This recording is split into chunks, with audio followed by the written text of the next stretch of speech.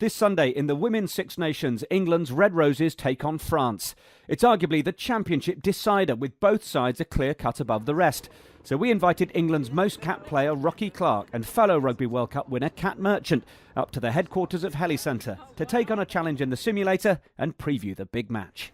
Well, welcome to Heli Centre. What we're going to do with the ladies is we're going to put them in the simulator and we're going to literally see how they get on with it with the barest minimum of training. Should be quite exciting.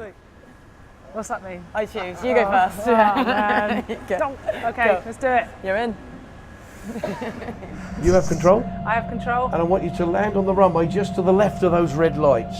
The runway will come into view and it's a case of controlling speed.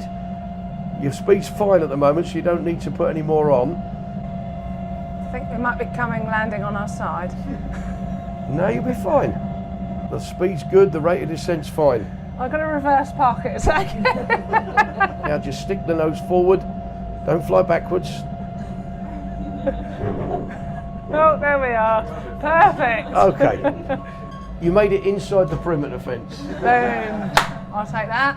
Good Well job. done. Thank Well you. done. Cheers. That's it, you need to control the whole thing the whole time. I haven't Okay. touched this since we've been up. It was kind kind of of a, ignored it was a kind of a, we're up. Yeah, we're up. I'm done. Little tiny movements, yeah? Oh, right. Okay. What position did you play, Kat? Wing. Wing. Yeah, So, well, I was going to say, yeah, that's why she's so quick out of the blocks. yeah. But I have to say, you're flying it with all the grace of a hooker. Where is this airport? Okay. Can I just land it anywhere? Okay. Yeah, go on, land it in the field. Why right. not? Do I need to brake? Yeah, we're right. Smashed it. Smashed it. A really close run thing, but on balance, it has to be. Yes. So it's one happy Kat Merchant who tells us about the rivalries ahead of Sunday's match. I think it's the biggest game in the Six Nations in the women's game, definitely England-France. Both teams always get really up for it. There's no love lost there at all between the two sides. And of recent years, performance-wise, both teams are really on form, so it's just a really good game of rugby. Just such a huge game. It's one of my favourite games to play in England versus France, especially at home. You've got your home crowd. It's going to be a momentous occasion, and personally I think winner takes all. I think they've just got better and better every year, and I think that obviously beating New Zealand recently, I mean that was huge, and it shows how far they've come. I think previously they've been slightly inconsistent. They'll put a huge performance in, and then suddenly they'll play quite poorly, like in the World Cup when they faced England in the semi-final. They played every pool game amazingly, and then they just crumbled in that game. Whereas beating New Zealand, I think, shows that actually when it comes down to it, they can win those tight encounters. What about the 2018 match in Grenoble, England losing out at the last minute? How heartbreaking and difficult was that?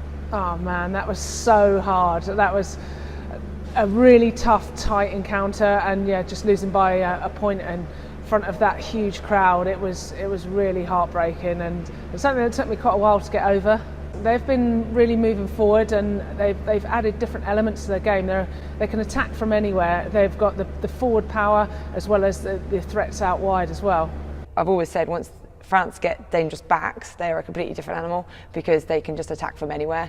And then we've seen how influential Bourdon is at 9. Like, she is just world class, and their speed of ball, everything like that. They're just a really exciting team that's growing and building. It's going to be a massive battle up front. So France are going to have looked at England and tried to pick some weaknesses.